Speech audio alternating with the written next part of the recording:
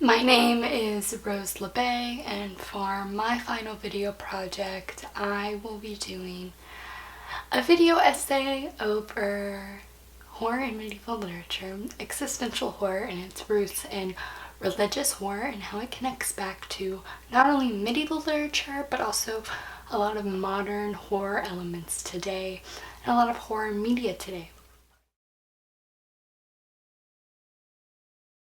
Some of the elements that are known as cosmic horror are really just fear of the unknown. And so any Lovecraftian horror is really going to be more fear of the unknown and fear of the incomprehensible. Fear that more than just shock, actual unknown things that we maybe couldn't even fathom in our own heads are going to be scarier and are going to provide more of a shock and horror than maybe just gore, blood, and guts. And so this belief of horror is not new. It's not a new school of thought, and it's been around for centuries. And to prove that, I would like to introduce some medieval literature that could easily go hand in hand with this sort of cosmic Lovecraftian notion of horror that we've already talked about. And I think the best example of that has to be Dante's Inferno. So Dante's Inferno is one of the best known worldwide literature books of all time. It is probably, some would think, canonized in the Catholic religion, or some may even think of their own religion. When you think of hell, do you think of, the seven circles? And if so, that's not in any religious text. That's only in Dante's book. So the Inferno, part of the bigger Divine Comedy, really touches on geometry, different notions of religion at the time, and this idea that there is a endless hell that is really contrapasso or absolutely equal to every sin you've committed in your life. A lot of what Dante attempts to do through the Inferno is to not only make sense of what a hell could look like and what could be there, but to also prove that there is some sort of place that all sinners can go to, and that where they will be condemned. And so the Inferno's, honestly, in a way, as reviling and disgusting it comes off somewhat comedic in times. There is a reason it could be called the Divine Comedy, because who Dante wants to be, Virgil, his mentor and his guide through hell, but also in real life was someone that he wanted to emulate and that he continues to try to emulate through the Inferno and through the Divine Comedy itself. And so he's not only trying to become a epic writer and become an epic poet, but he's trying to make sense and try to tell everyone, I'm just as good as Virgil, and here's what hell is like, and here's why it's important. For some historical context regarding the Inferno, Dante was exiled and wrote the Divine Comedy while in exile. So I'm sure that when you are, punished for your religious beliefs, and then he was not a part of the clergy, but he was high ranking, and he disagreed with Pope Boniface VIII, and then he was exiled. But I'm sure that when you are in exile, you have plenty of time to sit and think about what is waiting for you in the afterlife, and Dante thought just that and made a beautiful topography of hell.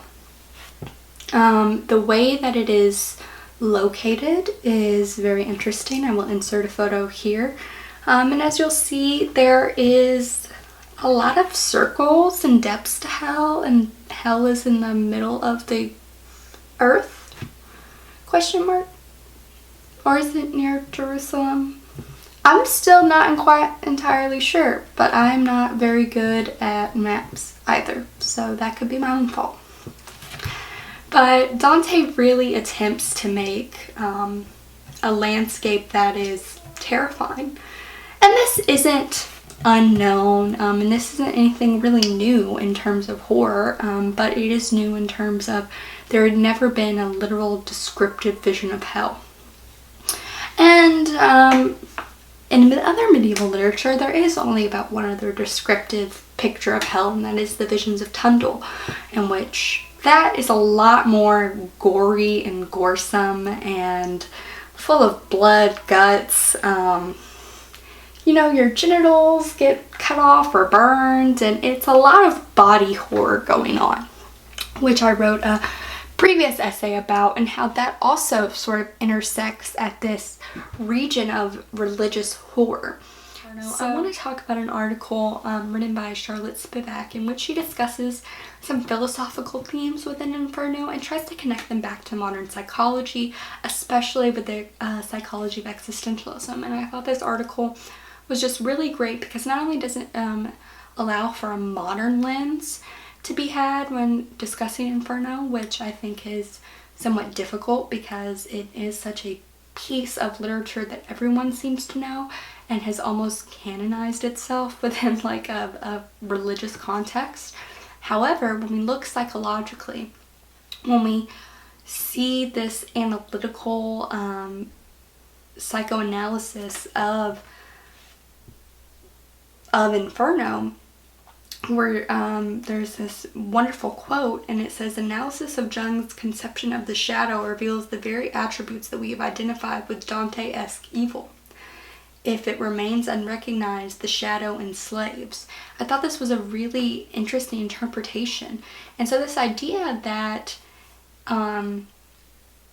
we are also torturing ourselves equal and opposite ways on that contrapasso, and that is what we draw on from existential horror, how to break apart the shadow, how to break apart this unknown, because if we don't, we're always we're always slaves to this fear of the unknown because we don't know what it is, and that is inherently scary.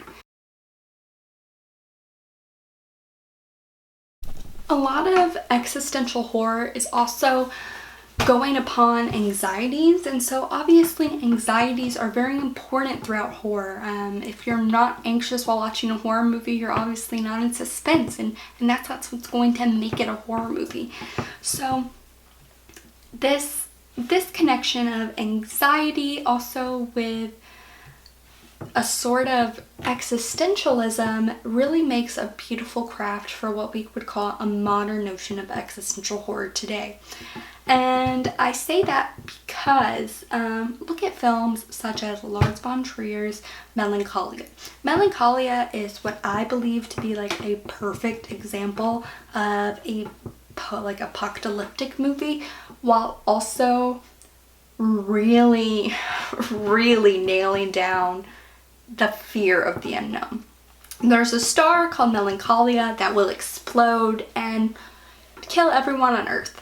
The first part of the movie focuses on Kirsten Dunst's character at her wedding. Literally the first half of the movie is entirely at her wedding, and she realizes that she's a deeply depressed person. She's always been depressed, but she thought getting married would make her not be depressed. And on the night of her wedding, she's with her husband, beautiful Alexander Skarsgård, and his father, which is actually played by his real father, Stellan Skarsgård. So this again why I would say it's a great movie. And that she realizes she doesn't love him, and that there's really no love. It's this idea that you get excited for things and then it falls through. This idea that you're excited for life, but there is a star in the sky that's literally going to kill us all. There's nothing you can do to escape it. And there was nothing, even getting married, she could do that would escape from her sadness. And yet she attempts to do it. And throughout the entire movie, you're seeing that these stars, the star is going to collide with Earth. You know how it's going to end.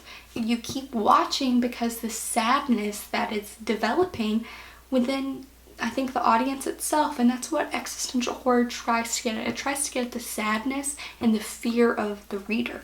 Why are we, scared of the end of the world? Because we don't know what comes next. No one wants to die. And you start to have this understanding that if there is an afterlife, which no one really knows, even if you are religious, what could it be? It's questions that no one has ever answered, and every person wants to be the first, but it's really difficult because it's also extremely scary. I also thought Melancholia was just great because it provides a dramatic lens, but it's also a great sort of psychological horror. If you've ever struggled with any sort of like depression or anything like that, I would really recommend it, just because when you're a depressed person, the end of the world doesn't seem that bad, but it's this really beautiful film, but it's also intensely scary because it reminds every person what could happen. And finally, the last film that I want to sort of mention toward a modern realm of what existential horror is Annihilation.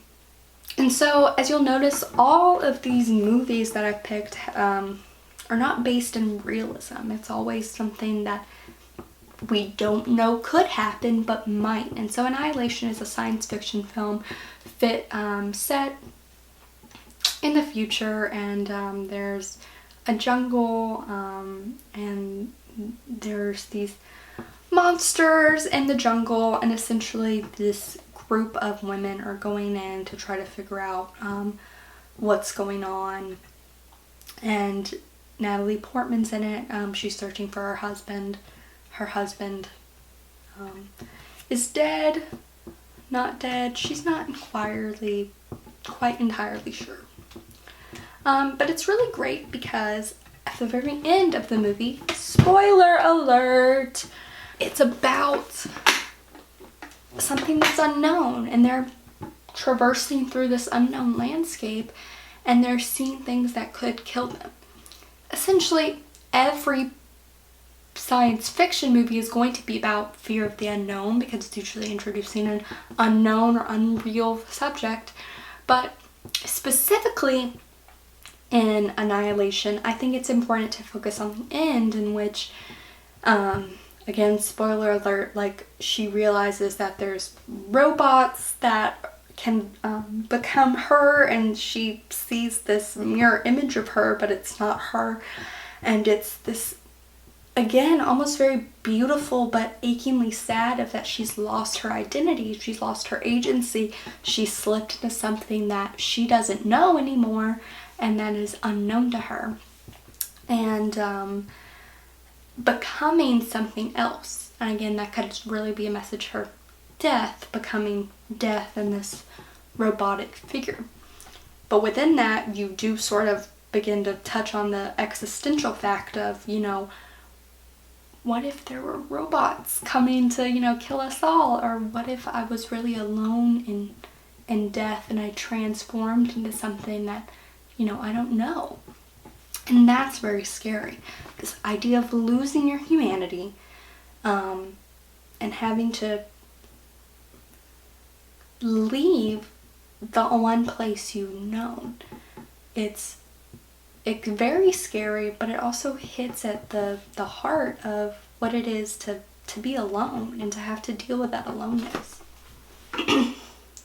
So overall, I hope that you learned a little bit more about medieval and existential horror today, and why and how existential horror kind of got its start, its religious roots, how it's used today throughout modern literature, and how it was used in medieval literature.